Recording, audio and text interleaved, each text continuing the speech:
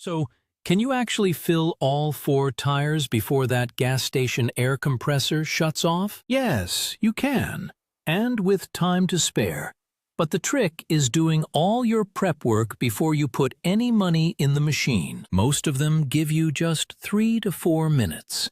And that time disappears fast if you're not ready. First thing, before you even swipe a card, walk around and pull the valve caps off all 4 tires. Put them right in your pocket. That simple step alone stops you from hunting for a dropped cap on the greasy ground while the clock is ticking. Next, find your target pressure.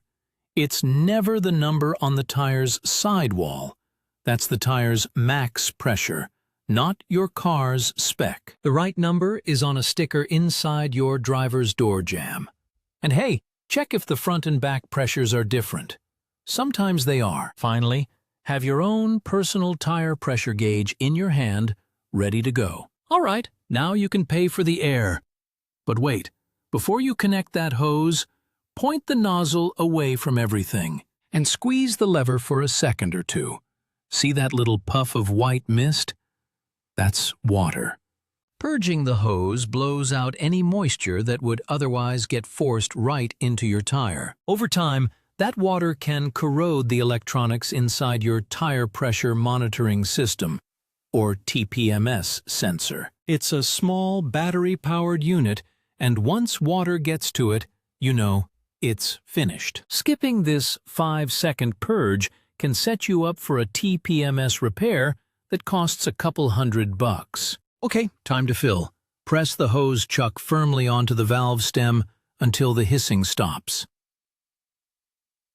If you're using a manual inflator with a trigger, fill in short bursts, say 5 to 10 seconds at a time. Don't just hold it down and guess. That's the fastest way to overinflate. Fill for a few seconds, pull it off, and immediately check the pressure with your own gauge. Just repeat that little dance.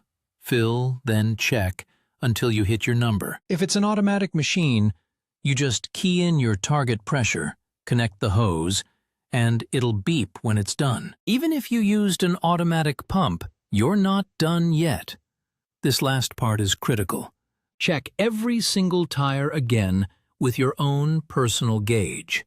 The thing is, those built-in gauges on station compressors are almost never accurate. They get dropped, rained on, and are never calibrated. They can easily be off by 5 psi or more, which is a big deal. A few psi low, and your sidewalls flex too much, building up heat and wearing out the tire's edges. A few psi too high, and you lose grip while wearing out the center of the tread. Your own gauge is the only one you can trust for that final reading.